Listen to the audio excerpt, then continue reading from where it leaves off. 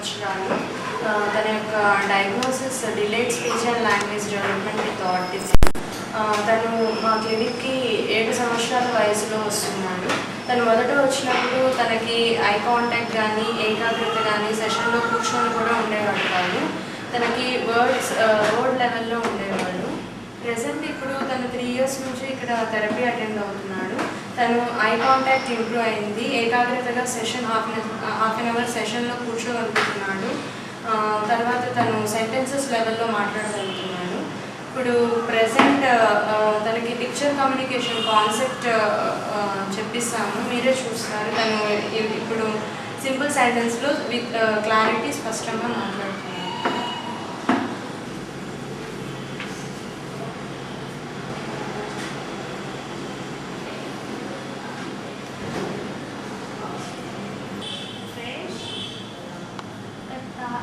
Very good. कहाँ brush करता है बाबू? बाबू रखो इधर रखो.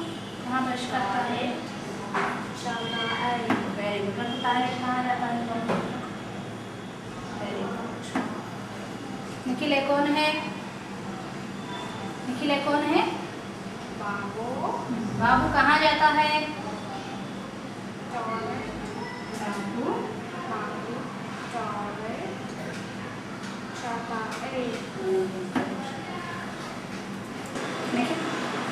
बोलो बाबू. बाबू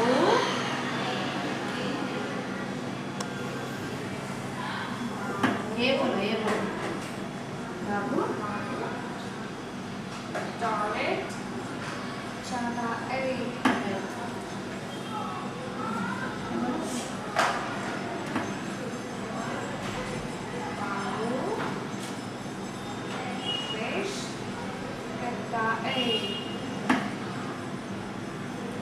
ये कौन है? बाबू क्या करता है? अच्छा बोला निखिल. बाबू बाबू बाबू स्नान करता है. ये कौन है?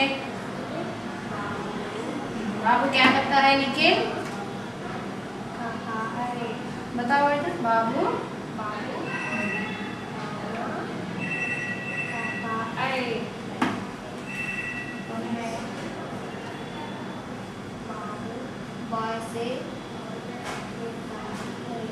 बाबू कहाँ गया? बाबू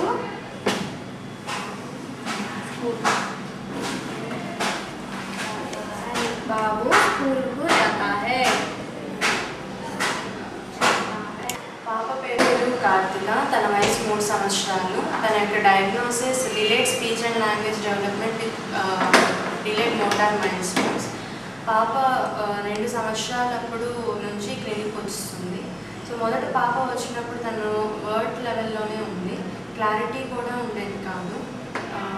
ఇప్పుడు ప్రెసెంట్ తను సింపుల్ సెంటెన్సెస్ చెప్పగలుగుతుంది, రైమ్స్ కూడా చెప్తుంది. తన క్వశ్చనింగ్ స్కిల్స్ కానీ రీజనింగ్ స్కిల్స్ కానీ కూడా బాగా ఇంప్రూవ్ అయినాయి.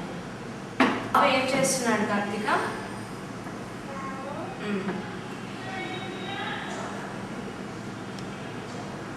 చెప్పు, చూడు బాబు ఏం చేస్తున్నాడు చూసి చెప్పు. Very good. Clap. Good girl. చూడు ఇక్కడ చూడాలి. గుడ్ గర్ల్ కదా కార్తిక. ఇక్కడ చూడు బాబు సాయి, చూడు ఏం చేస్తున్నాడో చెప్పు. ఇక్కడ బాబు ఏం చేస్తున్నాడు ఇక్కడ చూసి చెప్పు. Very good. Clap clap. బాబు ఏం చేస్తున్నాడు? Very good. Clap clap. Okay.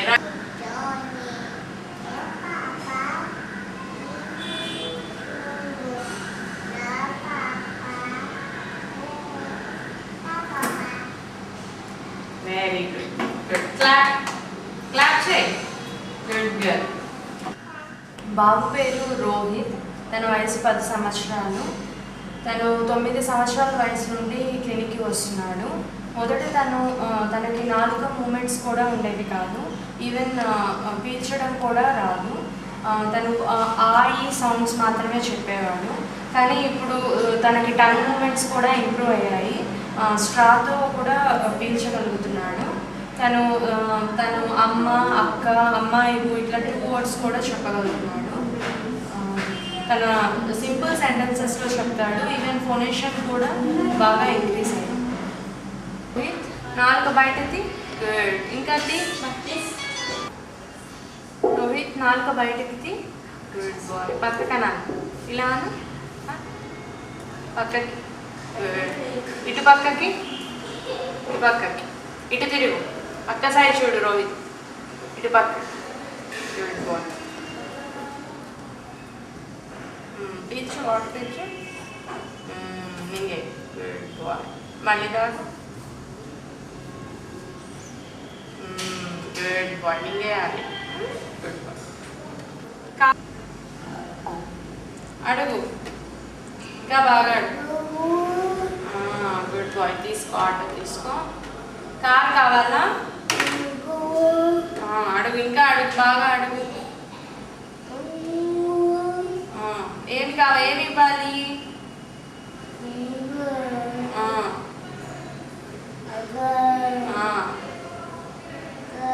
Very good.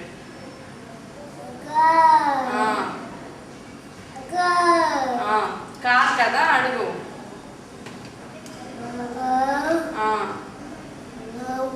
Very good. Good boy. Clap కొట్టు. క్లాప్ కొట్టు. గుడ్.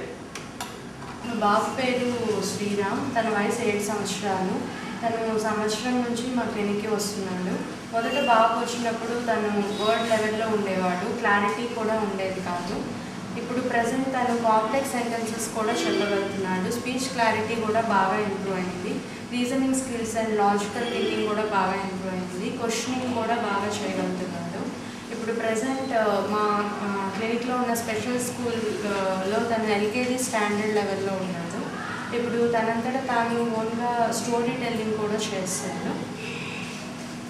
చెప్పు. నీ పేరేంటి? నా పేరు శ్రీరామ్. నేను స్కూల్కి వెళ్తాను. డాడీ పేరు బాబు. డాడీ ఆఫీస్కి వెళ్తారు.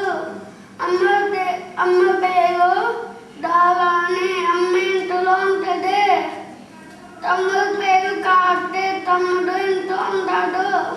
తమ్ముడు స్కూల్కి వెళ్తాడు. తమ్ముడు తిన్నాడు. తమ్ముడు నేను ఆడుకుంటాను ఇంట్లో. Very good. ఇప్పుడు నక్క ద్రాక్ష పళ్ళ కథ చెప్తావా? నేను నక్క ద్రాక్ష కథ చెప్తాను. నక్కకు ఒక రోజు బాగా ఆకలి వేసింది. నక్క తిండి కోసం చాలాసేపు అటు తిరిగింది.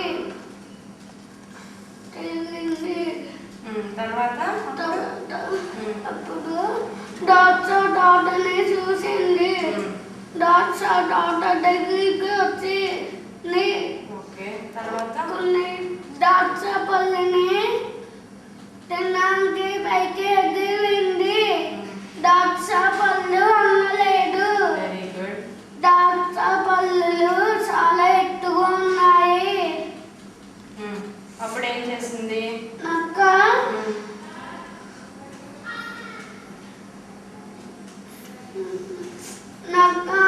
ఈ ద్రాక్ష పళ్ళు ఎలా ఉంటుంటారు అనుకుంటే తీయగా లేవు అనుకుంటూ వెళ్ళిపోయింది. Very good. Good boy. Good boy. బాగా చెప్పాడు.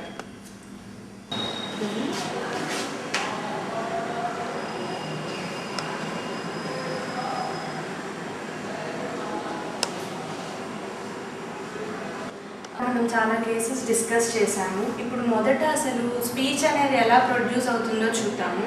స్పీచ్ అనేది ప్రొడ్యూస్ అవ్వడానికి ఓకల్ ట్రాక్ అనేది చాలా ఇంపార్టెంట్ రోల్ ప్లే చేస్తుంది. ఓకల్ ట్రాక్ స్పీచ్కి తగినంత స్పీచ్ ప్రొడక్షన్కి తగినంత రెజొనెన్స్ ఇస్తుంది. ఓకల్ ట్రాక్ 3 భాగాలుగా విభజించబడి ఉంటుంది. మొదట ఫారింగ్స్గా ఓరల్ క్యావిటీ, తర్వాత నేజల్ క్యావిటీ. ఈ ఓరల్ క్యావిటీలో మనకి టంగ్, లిప్స్, సాఫ్ట్ ప్యాలెట్ అన్నీ ఉంటాయి. మనకి మొదట గాలి లంగ్స్కి వచ్చి ఆ తర్వాత ట్రాకియాకి వస్తుంది, తర్వాత లారింగ్స్కి వస్తుంది. లారింగ్స్లో మనకి వోకల్ కార్డ్స్ ఉంటాయి. వోకల్ కార్డ్స్ యొక్క వైబ్రేషన్ వల్ల మనకి సౌండ్ ప్రొడ్యూస్ అవుతుంది. అక్కడ నుంచి ఈ టంగ్ మూమెంట్స్, ఈ లిప్ మూమెంట్స్ లైక్ ఆర్టికులేటర్స్ అంతా మాడ్యులేట్ చేసి బయట మనకి స్పీచ్ ప్రొడ్యూస్ అవుతుంది. మనము ఇప్పుడు ఈ డిలేడ్ స్పీచ్ లాంగ్వేజ్ డెవలప్మెంట్ చిల్డ్రన్లో ఈ టంగ్ మూమెంట్స్ కానీ లిప్ మూమెంట్స్ కానీ లైక్ ఓరో మోటార్ మూమెంట్స్ అన్నీ ఎఫెక్ట్ అయి ఉంటాయి. అవి డైరెక్ట్ ఈ ఓరో మోటార్ మూమెంట్స్ ఎఫెక్ట్ అవ్వడం వల్ల బ్రెయిన్లో లాంగ్వేజ్ ప్రాసెసింగ్ ఏరియాస్ కూడా బాగా ఎఫెక్ట్ అయి ఉంటాయి. సో అసలు లాంగ్వేజ్ ప్రాసెసింగ్కి బ్రెయిన్లో పర్టికులర్ ఏరియాస్ లాంగ్వేజ్ ప్రాసెసింగ్కి లాంగ్వేజ్ ప్రొడక్షన్కి ఉపయోగపడుతుంది. సో బ్రోకాస్ ఏరియా అనేది లాంగ్వేజ్ ప్రాసెసింగ్ ఉపయోగపడుతుంది, వెర్నికస్ ఏరియా అనేది లాంగ్వేజ్ ప్రొడక్షన్కి ఉపయోగపడుతుంది. ఇంకా like reading and writing skills, reading రైటింగ్కి కూడా కొన్ని ఏరియాస్